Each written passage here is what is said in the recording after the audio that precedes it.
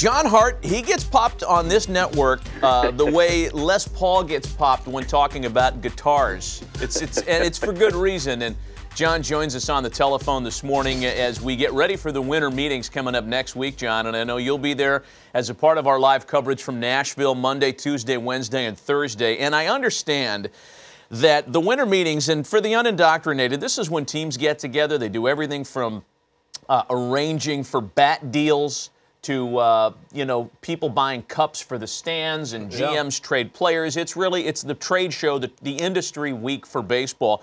And, John, the winter meetings are going to be at the Gaylord Opryland Hotel, and I understand that this is a place, with the winter meetings having been there previously, that you've had some experience in the past. Oh, yeah, it is. Listen, I'm just hoping that all of us can find our way to where we're going to be set up, because really, I mean, this place, unless you've been in there, it's not like the typical winter meetings hotel where you got the big lobby and, everybody kind of hangs in the lobby. I mean, you've got to come from, it seems like miles away. They got 5 wings out there. We were doing a deal with Toronto in the typical winter meeting fashion. The clubs had met together. You'd brought scouts in, and I was talking with Gord Ash, and we got down close to midnight one night, and I said, I'm going to try to close this deal. So I called Gordy, and I said, Gord, look, we had everybody else have been talking about it. I'm going to pop down to your room, and let's see if we can finish this deal. Gord said, John, it's close to midnight, but come on down. So, I mean, I wandered around that place for an hour, and I couldn't find it. I was in every wing. I knocked on the wrong doors. I mean, they got the same numbers. I ended up calling Gordy. We didn't have cell phones then, so I picked up the phone, called Gord about 1, and I said, Gord, listen, let's talk tomorrow. We never ended up completing the deal, but I thought I had a chance at it. But that's Nashville Opryland. It's tough. It is tough. Hey, Matt has not been there yet. I've been trying to explain to him this hotel is enormous, and good luck getting through the lobby. Hey, John, real quick, too, the other thing about the winter meetings, though, you touched on trying to get deals done. As you look at the winter meetings coming up and the landscape where we're at with the high-price free agency and everything else going on, do you think we'll see a lot of trades? Yeah, I do. I think that clubs right now that are looking at the big-ticket free agents are really not concentrating there. I mean, they're going to touch base with them, but there's a lot of clubs doing a lot of work on trade talks. They are, if we can't get these free agents, they've got them prioritized, then what are our matches for trades? There's a lot of two-way conversations. There are a lot of three-way conversations going on. And I think when you look at some of the clubs that can't financially play, they're going to definitely try to go the trade route. And the winter meeting is a place to do it. You got all the agents under one roof. You're going to have all the clubs that are under one roof. All of the scouts are going to be there. There's a lot of stuff that gets done, as you said, in the lobby. You start out, you send your scouts out, find out what's going on. Hey, go talk to this scout from this club. Find out, gauge where they're at. So there's a lot of impetus to get it done. And I think when you have, it's not a time frame necessarily, but with everybody there, there's a lot more of a frenzy. The free agents obviously are still the big piece of what goes on at the winter meetings, but there is an enormous amount of trade talk with players that people don't even imagine that are being discussed. Yeah, there's an enormous amount of media coverage there, too. Every baseball writer, broadcasters, it really is a feeding frenzy for people like Ken Rosenthal, who has something for you this morning, John.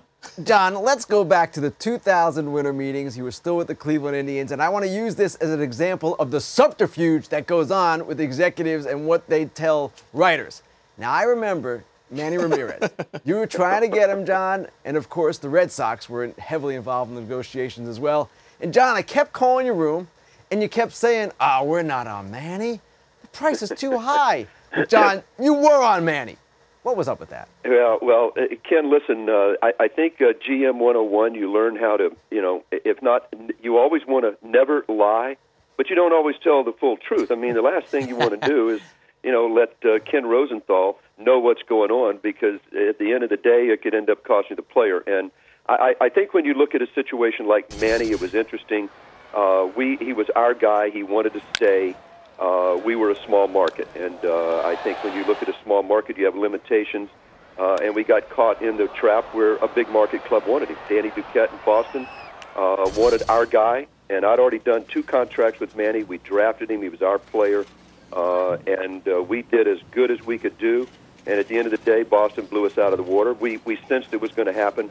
And quite frankly, Kenny, I felt I lost that deal when Jeff Morad a year earlier had called me and the GM's meetings and said, John, guess what? Good news. I got Manny. As soon as he said that, in my gut, I said, this guy's long gone, baby. Hey, John, I'm going to jump in here. It's Harold. You know, that's interesting because the agent does play a big part in it, in the relationship there. But I want to ask you, as we're seeing what's happening in Tampa, where we've now seen Crawford a year ago get big money, Upton right now ends up having to leave. They gave Longoria the $100 million, but they had to do some deals with him that were smaller to keep that around. I want to go back to the John Hart model in Cleveland before Manny Ramirez walked away. You locked up what was really some unknowns. You trusted your scouting, your guts, and you were able to lock up Alomar, Lofton, Carlos Baerga, you know, different guys like that. So what was the John model philosophy and how did that all come about? Well, listen, I'll give you the thumbnail version, but you know, at the end of it, we had a class of players that included Manny Ramirez, Jim Thome, Albert Bell. It was an all-star laden group, but these were all 0-1 players, guys that really either hadn't played or had just a cup of coffee in the big leagues. And I think we went to arbitration a couple of times. Greg Swindell, Tommy Candiotti, and I hated the process. And you also were at the mercy of an arbitrator. And we looked at running an entire class of players in a very small market like Cleveland. This was even before Jacobs Field. And, you know, we just priced it out. And I went to ownership and said, look, this is, you know, you're going to have to trust us, but we think we've got good players. But if we're running 10, 12, 14 young players through arbitration, we won't be able to keep them. And so we came up with the idea. Danny O'Dowd and I did 12 deals. Our owner approved it, and we did 12 deals 1 year. And then we kind of picked off guys as we went along. It became part of what we did. We set it up where we were going to buy them out, take them out through their arbitration years with an option.